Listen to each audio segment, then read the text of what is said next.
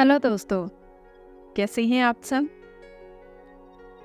सिंध प्रांत के प्रीतमपुर नामक नगर में एक बहुत धनी व्यापारी रहता था। उसके पास इतना धन था कि अपने रहने के लिए व्यापारी ने कई महल नुमा घर बना रखे थे। सेठ की सेवा के लिए उसके पास कई नौकर चाकर थे। यदि सेठ को एक महल से दूसरे महल तक जाना होता था तो वह अपने घोड़े पर चढ़कर जाता था। सेठ का व्यापार पूरे सिंध प्रांत में फैला हुआ था और इसी कारण उसे बहुत बार यात्राएं भी करनी पड़ती थी। परंतु सेठ इन व्यापारिक यात्राओं पर अकेला ही जाता था, किसी भी नौकर को अपने साथ नहीं लेकर जाता था। इन यात्राओं के दौरान उसे कई बार घने जंगलों से गुजरना पड़ता और सराय में भी रुकना पड़ता। सेठ को किसी भी नौकर पर बिल्कुल भरोसा नहीं था, इसलिए वह अकेला ही यात्रा किया करता था। इसी तरह सेठ के दिन बीत रहे थे। एक बार की बात है, रात के समय वह सेठ अपने महल के सामने टहल रहा था कि सामने से उसे एक बूढ़ा व्यक्ति आता हुआ दिखाई दिया। बूढ़े के कपड़े बहुत ही पुराने थे, वह सर पर भार उठाए हुए था। सेठ को देखकर उस आदमी ने अपने सर का भार धरती पर फेंक दिया और प्रणाम करते हुए बोला, श्रीमान जी, मैं बहुत थक गया हूँ और यदि आप आज्ञा दें तो यहाँ रात काट लूं। सेठ ने बोला, ये मेरा महल है, कोई धर्मशाला नहीं है। मैं केवल आपके घुड़साल के बाहर ही पड़ा रहूंगा और सुबह होते ही चला जाऊंगा। सेठ ने कहा, परंतु यहाँ तुम्हारी देखभाल कौन करेगा? हमें क्या मालूम कि तुम कौन हो? एक व्यक्ति हमें रात भर तुम्हारा पहरा देने के लिए लगाना पड़ेगा। बूढ़े व्यक्ति ने कहा, वह क्यों महाराज? सेठ ने कहा, वह इसलिए कि रात को तुम कोई वस्तु उठाकर भाग ना जाओ। इस पर राम राम कहते हुए बूढ़े ने अपने कानों को हाथ लगाया और सेठ को नमस्कार करते हुए अपने भार को सर पर उठा लिया और वहां से चला गया। रात अंधेरी थी, आकाश में बादल छा रहे थे, कभी कभी कुछ बूंदाबांदी भी होने लगी थी। आंधी आने का डर था। बूढ़ा बुरी तरह से थका हुआ था। उसके हाथ पैर कांप रहे थे, चलना भी कठिन था। परंतु सेठ के इन कटु शब्दों ने उसे ऐसा व्यथित कर दिया कि उसने अब प्रीतमपुर नगर के किसी भी शहरी के पास जाकर विश्राम करने का विचार ही छोड़ दिया। वर्षा जोरों से आ गई। जिस तरह रात का अंधकार बढ़ता जा रहा था, उसी तरह बूढ़ा भी अपना भार उठाए हुए आगे चला जा रहा था। समय बीतता गया। कुछ दिनों बाद वह सेठ अपने मित्रों और सेवकों के साथ शिकार खेलने के लिए जंगल में गया। शिकार खेलते समय उसने अपना घोड़ा एक हिरण के पीछे लगा दिया। बहुत ही जतन करने के बाद भी वह शिकार उसके हाथ न आया। इस दौड़ धूप में वह अपने साथियों से बिछड़ गया। घने जंगल में घुस जाने पर अपने नगर का मार्ग भी वह भूल गया और घंटों तक जंगल में ही भटकता रहा। इतने में रात हो गई, आंधी चलने लगी, बादल छा गए। कोई भी ऐसा व्यक्ति नहीं था जो उस सेठ की कुछ सहायता कर सकता। बेचारा थक कर चूर चूर हो चुका था। जब उसे कोई मार्ग ना सूझा तो वह एक वृक्ष के नीचे ही बैठ गया। आंधी इतने जोरों से बढ़ने लगी कि जंगल के वृक्ष टूटकर गिरने लगे। तूफान के कारण अंधेरा बढ़ने लगा, हाथ को हाथ ना दिखाई देता था। प्रकृति के इस प्रकोप से घबराकर घोड़ा अपने बचाव के लिए इधर उधर भागने लगा। घोड़े का मालिक इतना थका हुआ था कि उसे होश ही नहीं था। थोड़ी देर बाद आंधी शांत हुई और थोड़ी थोड़ी वर्षा होने से चारों ओर फैली हुई धूल में बैठ गई। आकाश कुछ साफ साफ हो गया। सेठ ने देखा कि उसका घोड़ा उससे बिछड़ गया है। वह घोड़ा उसने 2000 रुपए में खरीदा था और बहुत ही प्यार से पाला था। अब तो उस सेठ को घर पहुंचने की कोई भी आशा नहीं थी। कहते हैं कि सवेरा होने के आसपास रात का अंधकार बहुत बढ़ जाता है। इसी तरह आशा और सूर्य की किरणों के पहुंचने से पहले निराशा और दुख का अंधेरा भी बहुत अधिक हो जाता है। बहुत अधिक दुखी और निराश हो जाने पर उस सेठ को दूर से एक व्यक्ति आता हुआ दिखाई दिया। पहले तो सेठ डर गया कि कहीं ये व्यक्ति कोई चोर या डाकू ना हो, परंतु जब उस व्यक्ति ने पास आकर नमस्कार करते हुए अपने होठों की मुस्कान से सेठ के हृदय को शांत कर दिया तो सेठ को आशा का प्रकाश दिखाई देने लगा। हंसते हुए उस व्यक्ति ने सेठ से पूछा, आप इतने घबराए हुए क्यों हो? साथियों के बिछड़ने से, राह से भटकने और किसी की सहायता न मिलने से कहते हुए सेठ ने अपनी सारी कहानी उस व्यक्ति को सुना दी। ये सब सुनकर उस व्यक्ति को सेठ पर दया आ गई और वो सेठ को अपनी झोपड़ी में ले गया। वहां जाकर उसने बताया कि वो अपने पिता के साथ रहता है।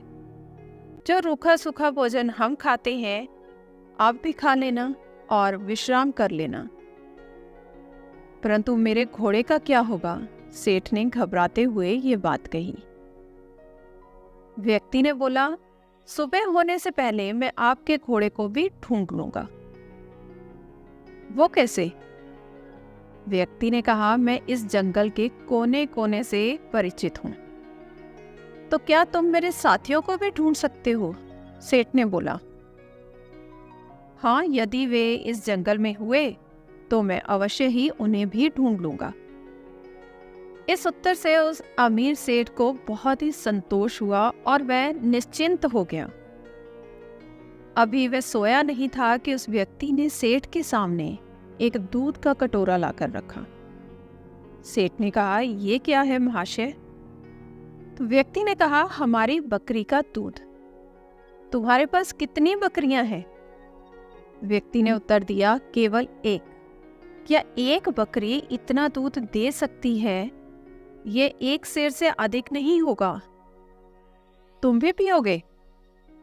तो व्यक्ति ने कहा, नहीं, पिताजी ने कहा है कि आज का दूध केवल अतिथि सेवा में ही लगाया जा सकता है। आज हम लोग दूध नहीं पिएंगे। क्यों? व्यक्ति ने कहा, हमारे यहाँ सबसे बढ़िया चीज दूध को समझा जाता है। अतिथि की सेवा में हम लोग इसे ही पेश कर देते हैं। पिताजी ने यह आपकी सेवा में भेजा है। सेठ ने कहा, तुम सचमुच देवता हो। नहीं सेठ जी, देवता तो बहुत दूर की चीज है। हम तो पूरी मानवता को भी नहीं अपना सके। सेठ ने कहा, नहीं भैया, मानवता तो आप में कूट कूट कर भरी है। इस तरह बातें करते करते वह सेठ सो गया। अपने अतिथि की सच्ची सेवा करने वाला वह व्यक्ति चुपके से उठा और हाथ में मशाल लिए अपने अतिथि का घोड़ा ढूंढने के लिए चल दिया।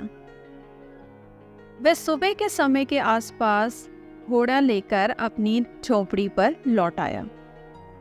जब उसकी माँ ने देखा कि अतिथि का घोड़ा मिल गया है तो वह उठकर घोड़े के लिए दाना डालने लगी। वह जानती थी कि घोड़ा जंगल से घास खाकर आया होगा, परंतु फिर भी उसने अतिथि के घोड़े की सेवा करना अपना कर्तव्य समझा। घोड़े को यदि दाना ना मिलता तो शायद अतिथि की सेवा अधूरी समझी जाती। प्रातःकाल जब वह अमीर सेठ सोकर उठा, उसने देखा कि उसका घोड़ा दाना खा रहा है और वह व्यक्ति उसके सामने हाथ जोड़े हुए कह रहा है कि आज ईश्वर ने मेरी लाज रख ली। सेठ ने पूछा, कैसे? तो व्यक्ति ने कहा, आपका घोड़ा सकुशल मिल गया। यदि वह सामने की ओर निकल गया होता तो शायद शेर उसे अपना शिकार बना देता।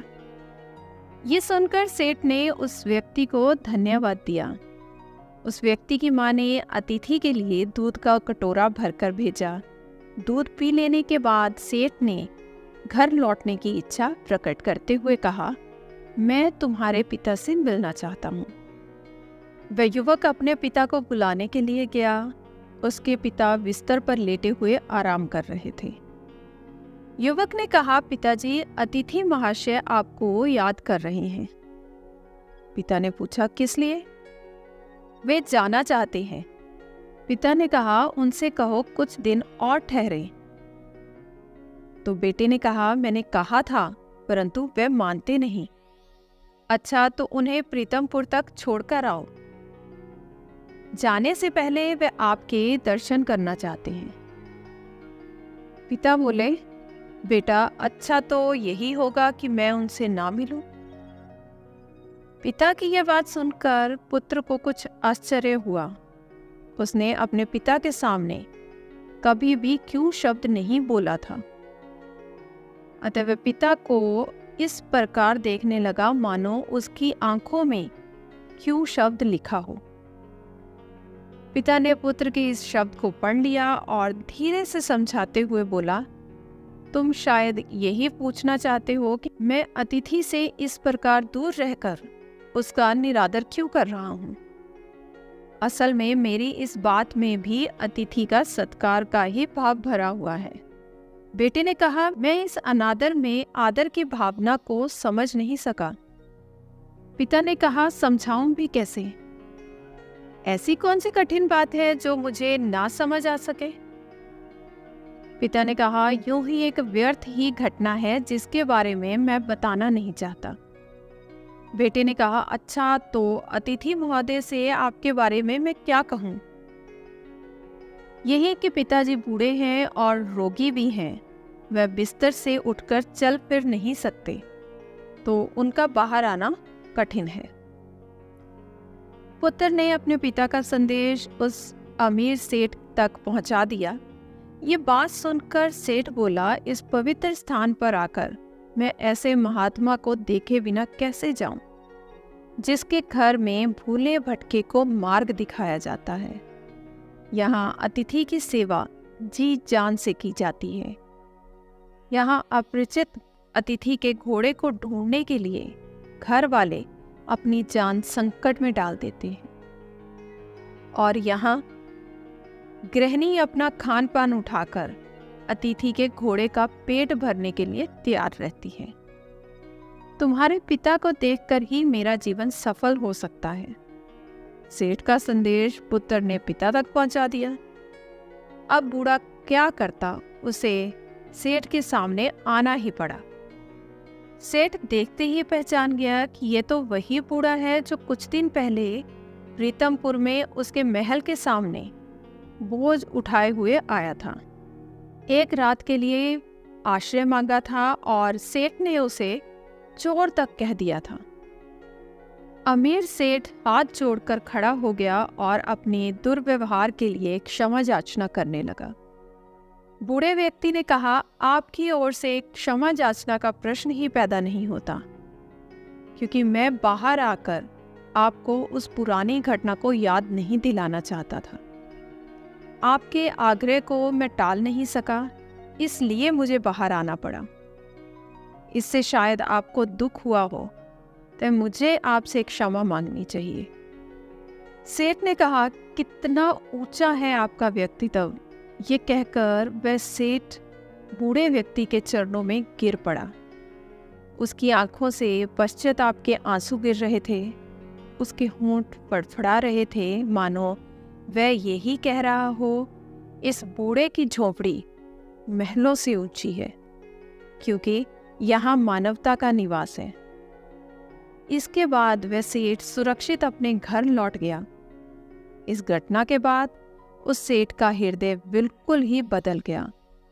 अब वह दीन और दुखियों की सहायता करने लगा और अपने घर आने वाले अतिथियों का पूरा स्वागत और सत्कार भी करने लगा। तो दोस्तों, आशा करती हूँ आज की कहानी आपको पसंद आई हो। धन्यवाद।